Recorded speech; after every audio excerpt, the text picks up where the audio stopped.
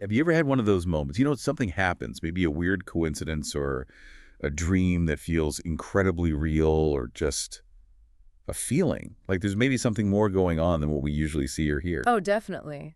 That sense that reality might have hidden layers or that feeling of connection to something or someone that isn't physically present. It's a really common human feeling, isn't it? That curiosity about the unseen. It really is. Yeah. And that deep-seated curiosity, that question about what lies beyond our normal senses, that's exactly what we're diving into today. We're going to explore the world of psychics, mediumship, and spiritualism. And we're doing this by going through this stack of sources you provided, articles, bits of research, documents from organizations, personal accounts.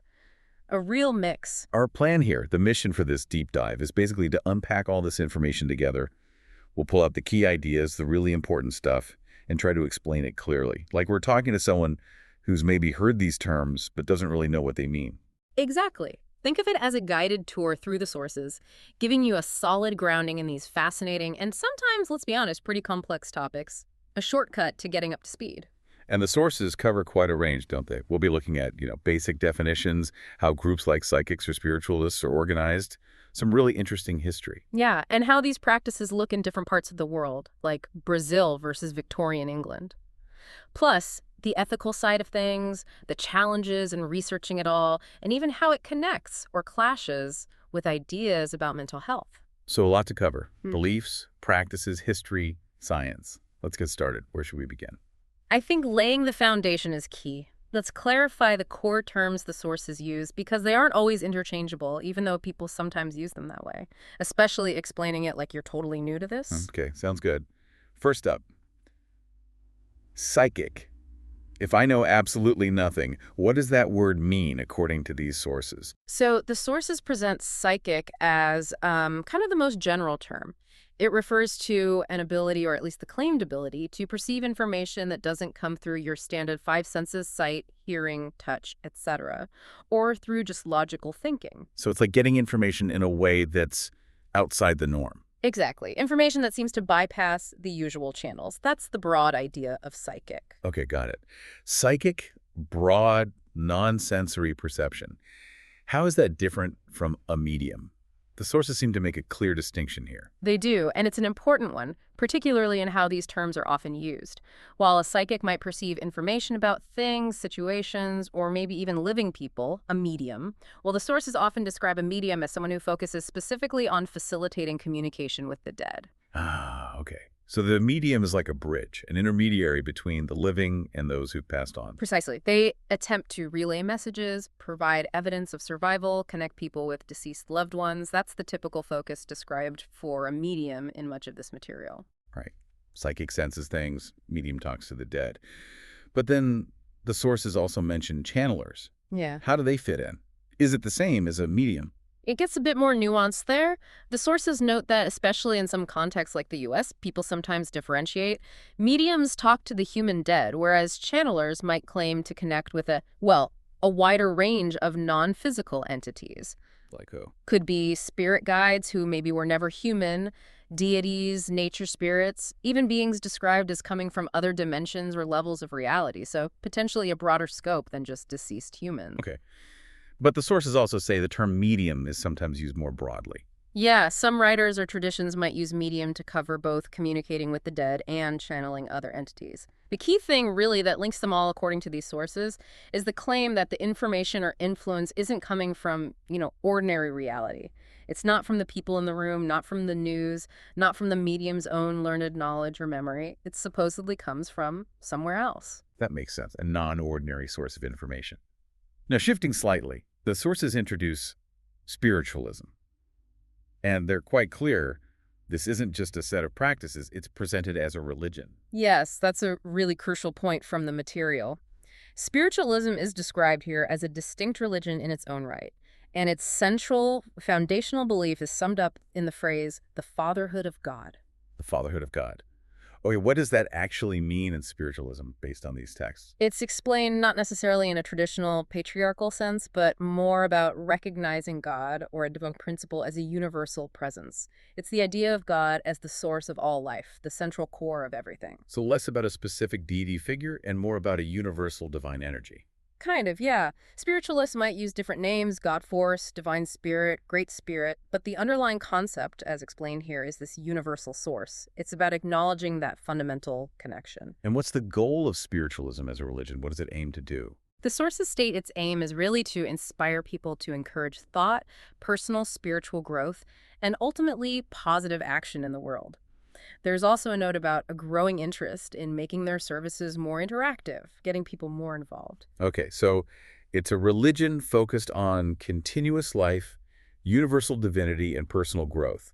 The sources also give us a look behind the curtain at how some of these things are organized. Yes, they profile two key organizations. First, there's the International Psychics Association, or IPA. The IPA, based in Sydney, Australia, supports professional psychics. What stands out about them from the source material? One big thing is their code of ethics. It's explicitly stated that members must follow this code in their consultations. So there's a push for professional standards and ethical conduct. A formal code for psychics. Interesting. How does membership work? Is it easy to join? Doesn't sound like it's just a sign-up form. To get full membership, the sources say you need to submit 4 specific statutory declaration forms. Until those are processed, you're just a provisional member. Statutory declarations. That sounds quite formal, almost legal. It implies a certain level of seriousness or verification required, and there's a clear practical difference. Only full, financially current members can use the IPA logos or endorsements on their websites, business cards, things like that. Provisional members can't. Ah, so that's a way to control who officially represents the organization and maintain a standard. Good for consumers to know. The sources even give their contact info in Sydney and mention their website has things like a member directory, awards, books, courses. Right. It shows an active organization trying to professionalize the field, offer resources, and create some structure. The other big organization mentioned is the Spiritualists National Union, the SNU. The SNU, described as a UK-based religious charity supporting spiritualist churches. What's their main function? A huge part of their work, according to the sources, is training. They train spiritual healers, spirit mediums, people who give talks in churches, and teachers. So they're really involved in developing the practitioners within the spiritualist religion. Building the community from within. The sources also mention publications. Yeah, they have things like philosophy pamphlets, one mentioned is Boldness and Courage, a president's blog, and the Pioneer Journal, which apparently delves into their history and is free to download.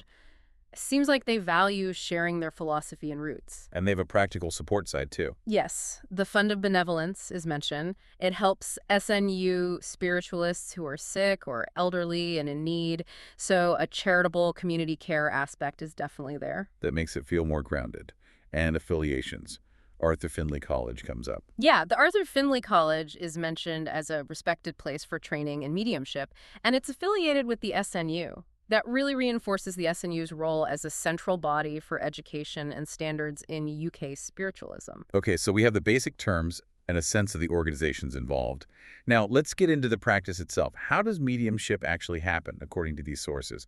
They give some fascinating historical and cultural examples. This is where it gets really interesting, seeing the different ways it manifests. The sources spend some time on historical practices, particularly the Victorian-era seances. The classic seance. Dark rooms, floating trumpets. What do the sources actually say they were like? Well, they were definitely central to the spiritualist movement back then. The medium was the absolute key figure, supposedly communicating with spirits, often while in a trance or altered state. And for those doing it professionally, making it convincing for the paying attendees, the sitters, was obviously crucial. Right, the element of belief, or at least convincing demonstration, was paramount. Where did these seances usually take place? Often in the homes of wealthier sitters, particularly in London, according to these sources. Sometimes the mediums would set specific conditions, darkness, singing, certain people present or absent claiming they were needed for the spirits to show up. The famous dim lighting wasn't just for atmosphere then. Apparently not, according to the practitioners. The sources confirm dimmed rooms were standard. They also describe the spirit cabinet, often just curtains across a corner where manifestations or spirit forms were expected to appear.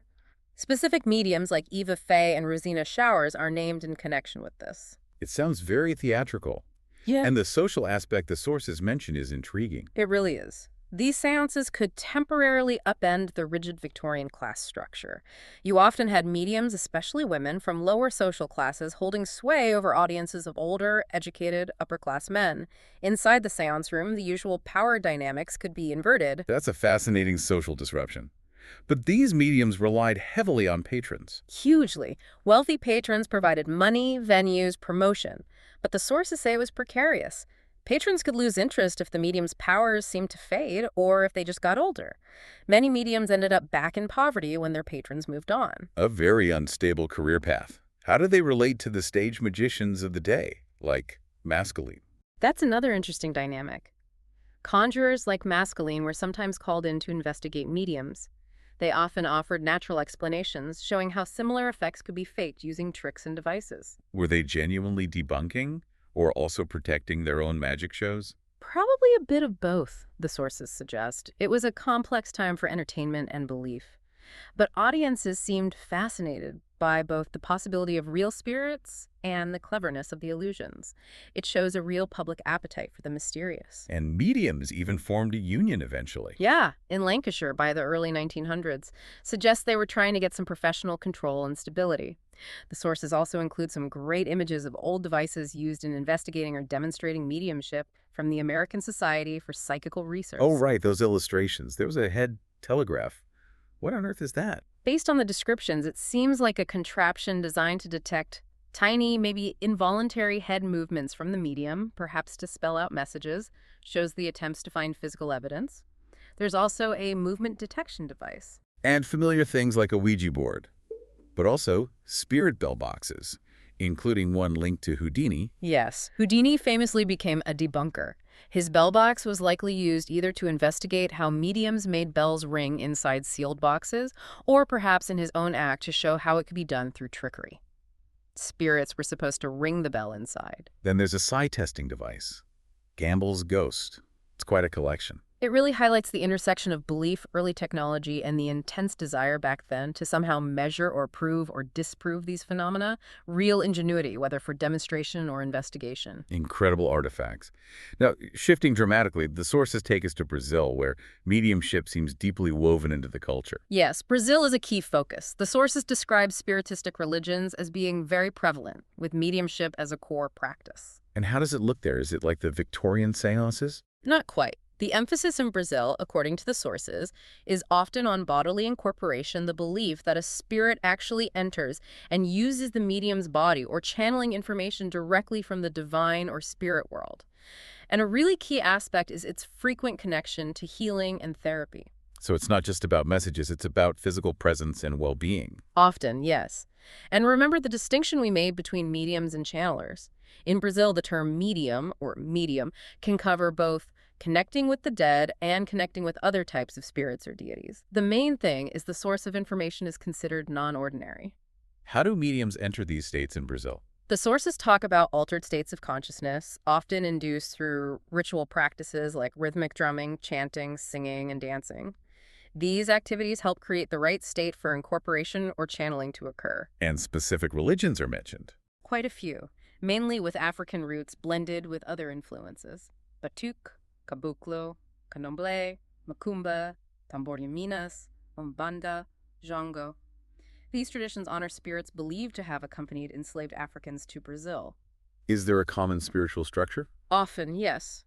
There's usually a belief in a high god, sometimes called a sky god, and then intermediaries, the orixás or orishas, who are powerful deities representing forces of nature. Below them are various other entities: Exus, Pombagiras, Caboclos, Crianças, child spirits, Pretos Velhos, spirits of old slaves, ancestors. And practitioners interact with all these levels. Through various means.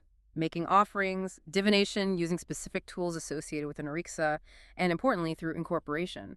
This is described as a voluntary lending of the medium's body and mind. Benevolent, incorporated spirits are believed to offer warnings, diagnose illness, and prescribe treatments, often herbal baths, prayers, or other rituals. It sounds incredibly integrated into community life. The sources mention syncretism too, blending traditions. Hugely important in Brazil. African traditions mixed with indigenous practices like using tobacco or sacred plants like ayahuasca, and also with Catholicism. Umbanda is noted for its blend with Christian elements. Santo Dom uses ayahuasca and incorporates Umbanda elements. It's a real melting pot of spiritual practices. Then there's Cardacismo, or Espiritismo. How does that fit in? Cardacismo stems from the teachings of Allan Kardec, a 19th century French educator. It's generally less connected to the African traditions. It really emphasizes mediumship as a regular, almost systematic practice. And crucially, it has a strong belief in reincarnation, which isn't always central in UK or US spiritualism. The sources also touched on how Brazilian psychiatry initially viewed all this, not very positively. No, not at all. Early on, Brazilian psychiatrists often pathologized spiritism, sometimes calling it spiritist madness. They linked it directly to psychosis, suggesting it triggered or worsened mental illness. Why such a negative view? The sources suggest a few reasons. There was a push to modernize Brazil along European lines, which often meant dismissing indigenous or African-influenced practices as primitive. Plus, many psychiatrists were either Catholic or secular materialists, seeing spiritism as competition or simply nonsensical. But that view changed over time. Roger Bastide is mentioned. Yes, the anthropologist Roger Bastide was influential. He argued that possession trance in these cultural contexts was primarily a sociological phenomenon, a structured part of the culture, rather than inherently pathological. His work helped shift psychiatry towards more cultural sensitivity. And later research supports that. The sources indicate research suggesting mediumship within these traditions can be seen as a developed skill. It can empower people, especially women, and serve as a community resource for dealing with things like anxiety and depression.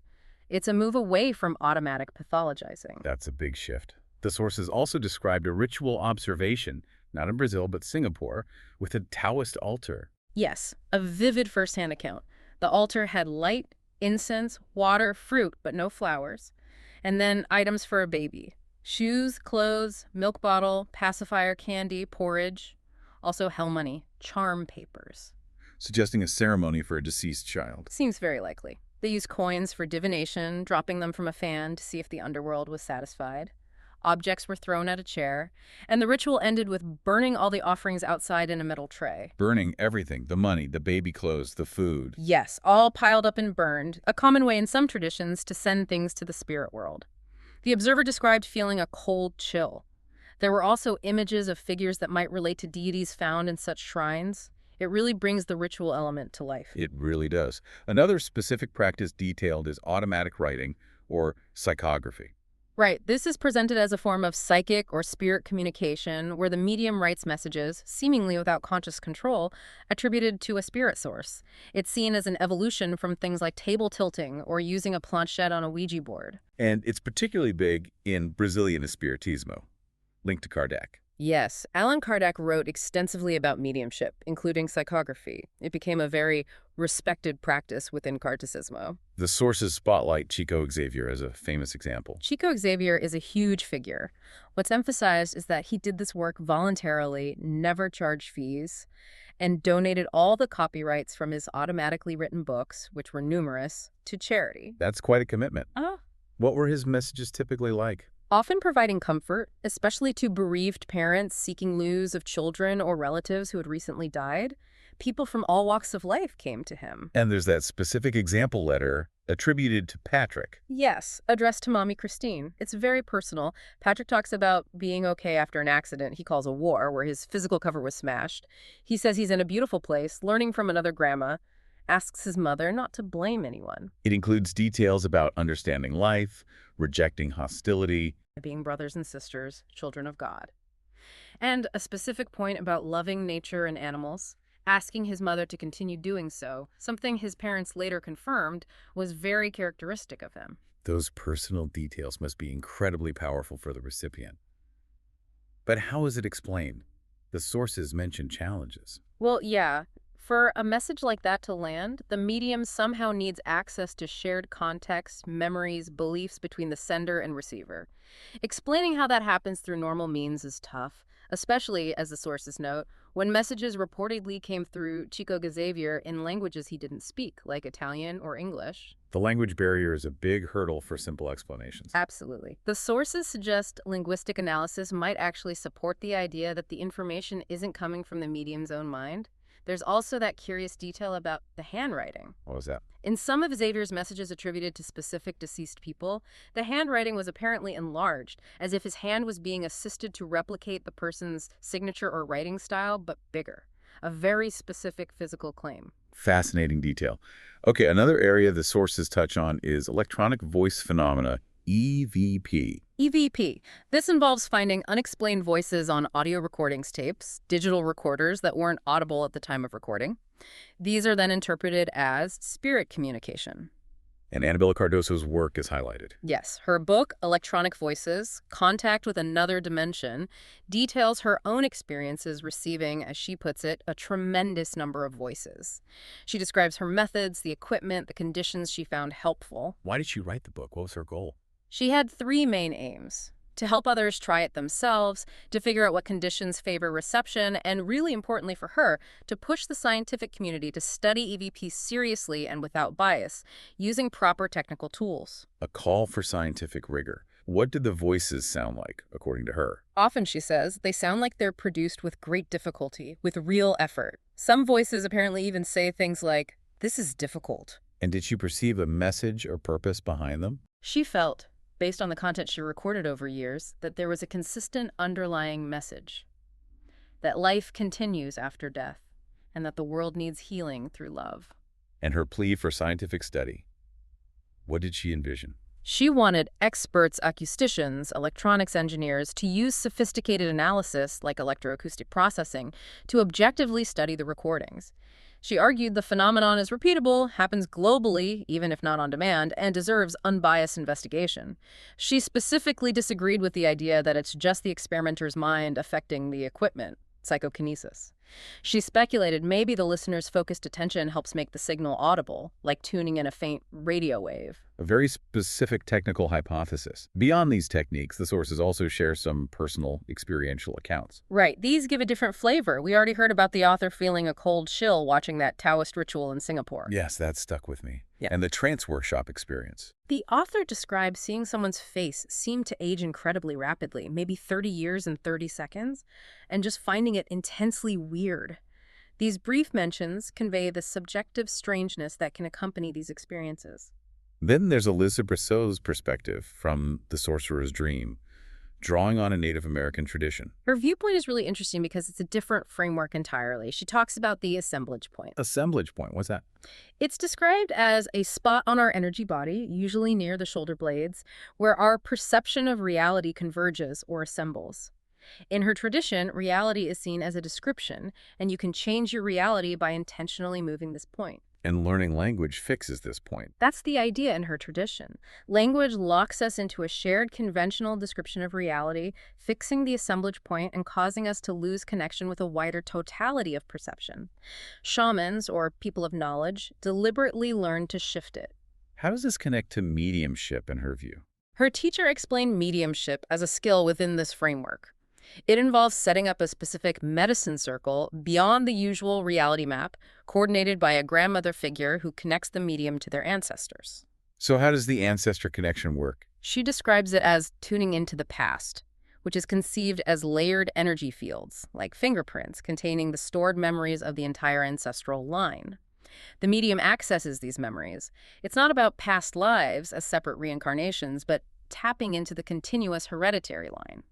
She uses a radio analogy, tuning into the grandmother coordinator, then specific ancestors. And crucially, she says it uses cosmic energy, not the medium's physical energy, so it isn't draining. And her take on past lives. She clarifies it's not about hopping between different individual totalities, but accessing the deep collective memory stream of one's cosmic and earthly family line. That's a really distinct and detailed model. These varied accounts really underscore how differently these experiences can be understood and practiced across cultures. Okay, so having explored how these practices work, let's move into the why it matters section. What are the core beliefs driving this, the ethics involved, and the potential impact, especially thinking about things like grief and mental health? Well, for spiritualists, that core belief in life continuing after death isn't just abstract. The sources say it has direct ethical consequences. How so? What are the implications? The teaching is that we remain morally responsible for our actions, good and bad, even in the spirit world. What you do here matters there. So accountability extends beyond physical life. That's the idea. And the belief is that understanding this consequence will lead people to live better, more ethical lives now. Makes sense as a motivator. What about the fear of death? Spiritualism aims to remove that fear. If consciousness continues, if communication is possible, then death isn't an end to be dreaded, but a transition. That's the hope offered. The SNU's 7 principles, mentioned in the sources, provide the philosophical framework for this. This links back to the organizational codes we mentioned earlier, like the IPA and SNU codes. Exactly. Those codes aren't just about professional conduct and readings, they reflect these underlying ethics. The SNU code, for instance, has specific sections on how mediums should advertise, but also very clear guidelines about trance mediumship. Right. The trance part had some specific legal points noted in the sources, particularly for the UK. Yes, this is critical. The sources state that trance mediumship is not recognized in law in the UK. This means all legal responsibility and liability falls on the medium. You can't legally blame the spirit for what is said or done during trance. That's a stark legal reality. So what does the SNU code advise? Because of this, it's mandatory for SNU trance mediums to get permission from the church or organizers before doing public demonstrations in trance. And it's strongly recommended that another person always be present during private trance sittings. These seem like safeguards, acknowledging the medium's altered state and the legal situation. Clear rules for a legally ambiguous practice. Now, moving towards the intersection with health.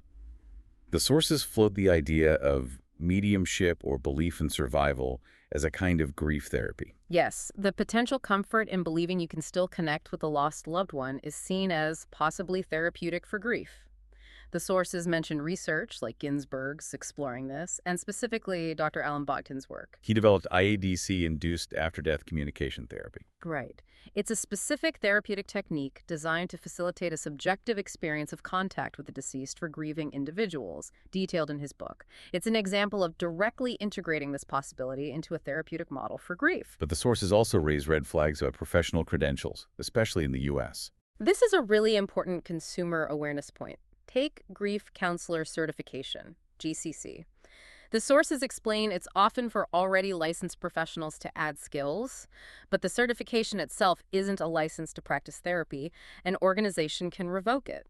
The concern raised is that someone who is also a medium might use a GCC to seem more legitimate, blurring the lines. So certification doesn't equal a state license to provide mental health treatment? What about hypnotherapy? Similar issue. In most U.S. states, the sources say hypnotherapy is largely unregulated. Anyone can practice. A diploma from a school might be the highest credential, but certification bodies are often just private clubs, not state-recognized licensing agencies. Consumers can easily get confused thinking certification is a license. That lack of regulation creates potential for confusion, definitely. The sources also differentiated between a code of ethics and standards of care, SOC. Good point. A code of ethics gives general principles: do good, avoid harm. Standards of care are usually more specific, outlining expected practices and goals for client well-being within a particular profession, like licensed therapy. It's about the how and why of specific interventions. This relates to how mental health fields have viewed experiences like dissociation or apparent possession. Historically, not well. Historically, yes. Such experiences were often quickly labeled as pathology, as signs of mental illness. But the sources describe a shift, a move towards recognizing that unusual experiences aren't automatically illness. There's more focus on supporting difference and well-being in a broader sense. Is there research backing this new perspective? Sources mention research looking at dissociation not just as a disorder symptom, but potentially as a healing tool in some contexts, where someone might use altered states to access information perceived as helpful to others. Dr. Melvin Morse's ideas about guiding patients therapeutically through non-local perceptions are mentioned. That sounds like a radically different approach. It is. And the book, The Risen, by August Goforth, is cited as presenting a spirit-inspired, non-pathologizing view of behavioral health. What's the core idea there? It suggests individuals might even be able to activate latent mediumistic abilities for their own self-healing while still integrating conventional therapy or psychiatry when needed. A kind of blended approach. But this raises questions about licensed professionals who are also mediums. The sources acknowledge this happens. Licensed therapists might incorporate psychic or psychospiritual ideas, but they also warn about the risks of using unproven, non-accredited methods that mix these different realms without clear standards or evidence. The challenge seems to be integration without compromising ethical or clinical standards. Exactly. And it highlights a gap. Psychiatrists often aren't trained to deal with patients' spiritual beliefs or crises. Yeah. Distinguishing mental illness from a spiritual emergency is difficult. Groups like the Spirituality and Psychiatry Special Interest Group, SIG, are mentioned as trying to bridge this gap, exploring how religion and spirituality interact with health and illness. Okay, so we've covered definitions, practices, beliefs, ethics, and the complex interplay with health and therapy. That leaves the big question. How do people try to formally research and investigate all this? Well, as you can imagine, researching mediumship and related psi phenomena is complicated. The sources talk about it from different angles: anthropology, parapsychology, history, even from within spiritualism itself. And the researchers face major pushback. Oh, yeah.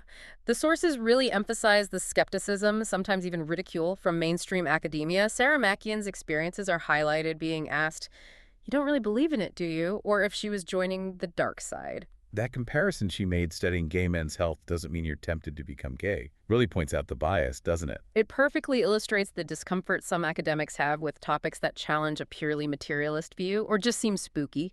There's also a lot of debate about the best way to study it. The field versus lab debate again. Pretty much. Parapsychology historically moved more towards controlled lab experiments, away from investigating spontaneous hauntings or seances in the field.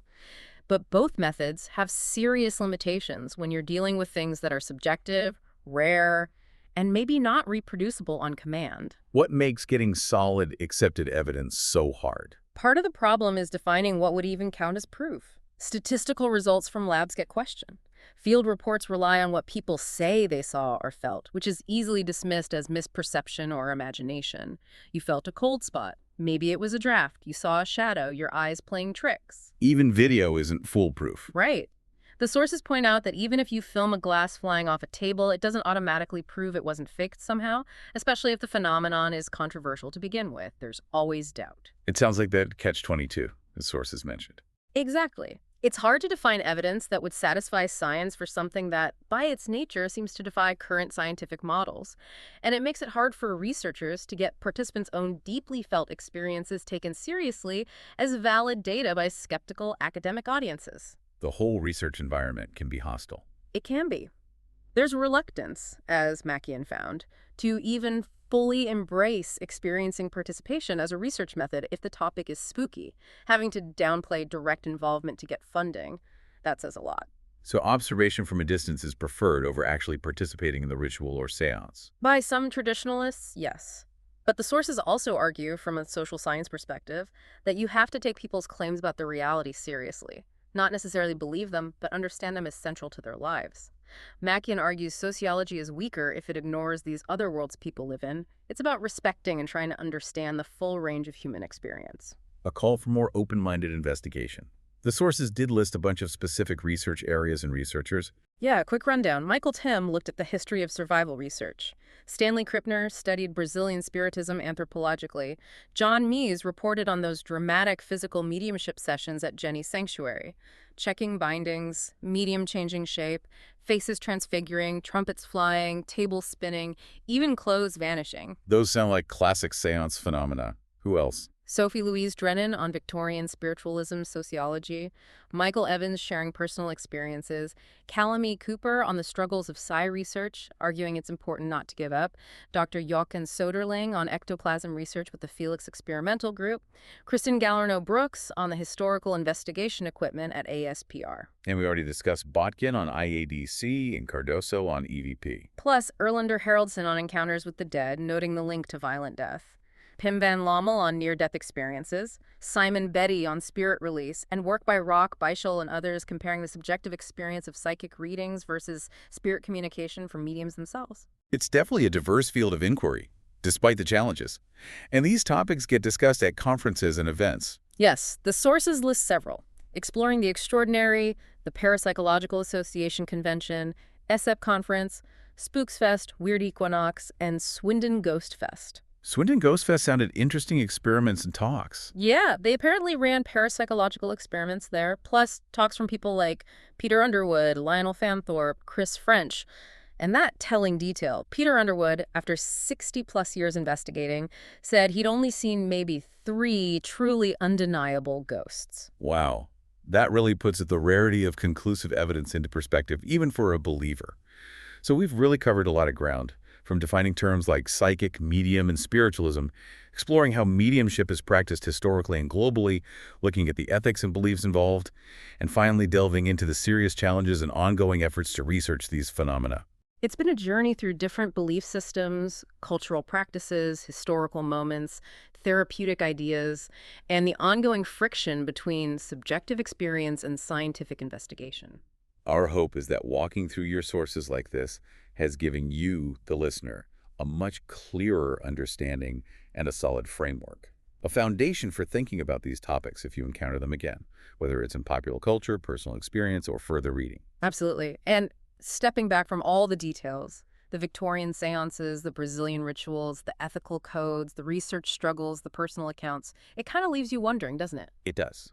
When you consider how persistent these beliefs and experiences are across cultures and history, yet how difficult they are to pin down or prove in conventional ways. It raises a fundamental question prompted by these sources. How do we best approach understanding experiences that seem to exist outside our usual scientific or rational frameworks?